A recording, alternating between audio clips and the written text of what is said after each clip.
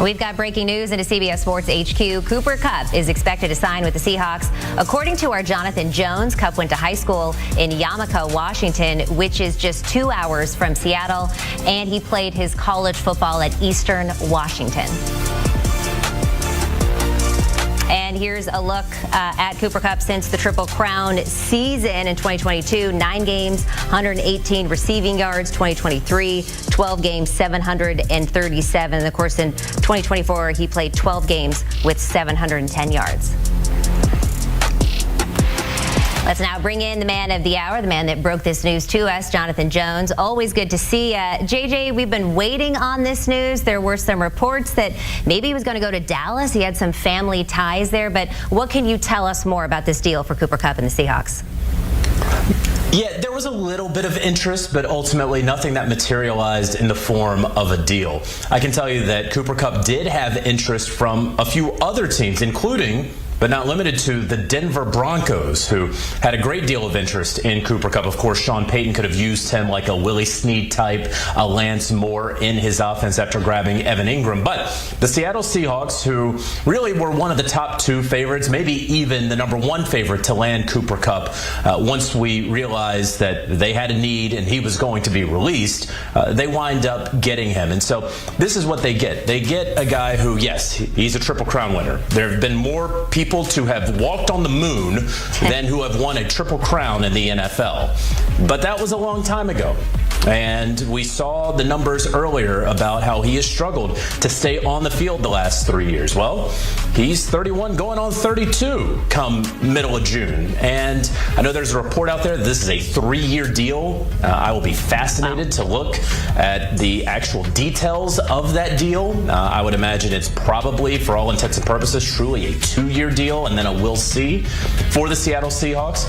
But after they cut Tyler Lockett, after they traded away DK Metcalf, and after they acquired Sam Darnold, after having, of course, sent away Geno Smith for a 3rd-round pick, they needed some guys to throw the football to. Yes, they have Jackson Smith and Jigba, but they needed a sure-handed wide receiver in Cooper Kupp. I say sure-handed. He's not a burner anymore. There's not going to be that great separator. But on 3rd down, when Sam Darnold's looking around, that 3rd and intermediate, who's he going to be looking for? He's going to be looking for the same guy that Matthew Stafford has been looking for the last several years. It's going to be Cooper Kupp. Yeah, and Sam Darnold just said that what he does now with his game is more of a point guard and try to get the ball into his playmakers' hands. And just like you said, Cooper Kupp is a playmaker who needs to get the ball in his hands. JJ, the Seahawks have been pretty active, right, this offseason. Are there any more moves that need to be made for Seattle? Well, I think you could always look at that offensive line that they have tried to sort of shore up, if you will, over the past couple of years. They've made some attempts. Certainly the interior of the offensive line can always be worked on. But you know, I think the Seahawks feel pretty good about where they are. Consider that their new offensive coordinator, Clint Kubiak, of course, you know, he comes from the Kubiak tree.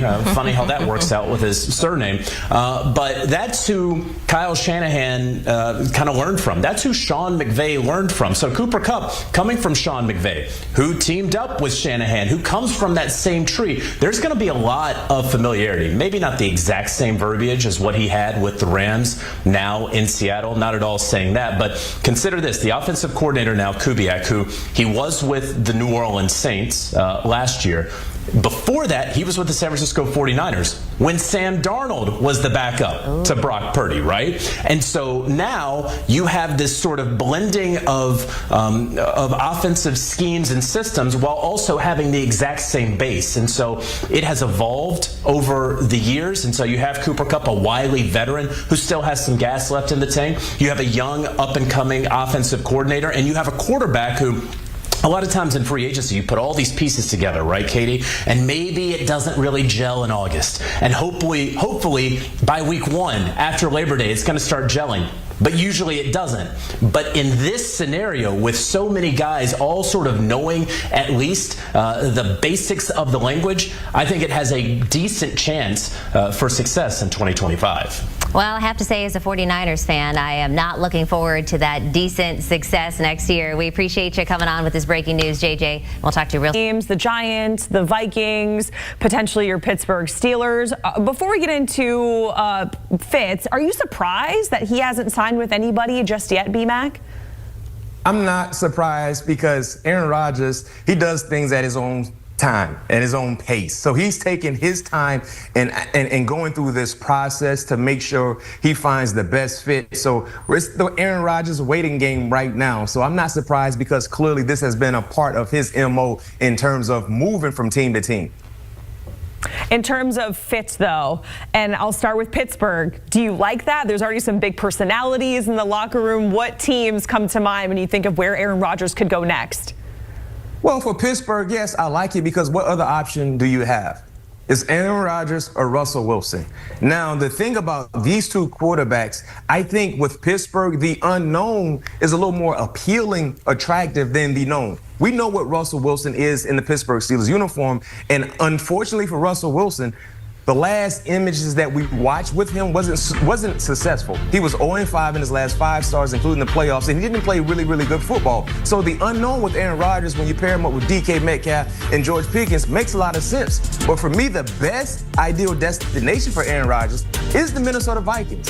The Minnesota Vikings, and I know Jonathan Jones came on and talked about if Minnesota wanted Aaron Rodgers, he would have already signed with the Vikings. Well, Aaron Rodgers, you need to make your case for Minnesota. And the reason why this makes sense for Aaron Rodgers, you want to go out on a good note. It's safe to say Minnesota, who were a playoff team a year ago, they have the same playoff aspirations. Another talented team they have assembled when you look at what they've done in retaining players, adding some players via free agency, and they still have the draft. This will be a competitive team, and they've been coached the right way. For Minnesota, an Aaron Rodgers type of player gives you an opportunity to allow J.J. McCarthy to take his time before getting the keys to the organization. Sam Darnold was the insurance policy for the Minnesota Vikings last year, and they had to cash in on that said insurance policy. If you bring Aaron Rodgers into the fold, now you put him into a lineup being coached by Kevin O'Connell, who's had success with Sam Darnold, Kirk Cousins, heck, even Joshua Dobbs had success playing under Kevin O'Connell. So when you look at the talent that Aaron Rodgers still has, the above-the-shoulder game, and the luxury of throwing to Justin Jefferson, Jordan Addison, TJ Hockenson, you have to like that makeup if you're Aaron Rodgers. And the same can be said for the Minnesota Vikings because you don't know exactly what you have in your rookie quarterback, who will be a rookie this year because he didn't play last year, and understanding and knowing if he's your QB1. Yeah, you know, we saw those stats, the season lows or career lows last season for Aaron Rodgers. But towards the end of the season, he was starting to look a little bit more like the Aaron Rodgers of late, right? So let's talk about Mekhi Becton. If we look at Pete Prisco's top 100 free agents, this guy has been on there. He got a little bit better with pass protection as the season went on. He's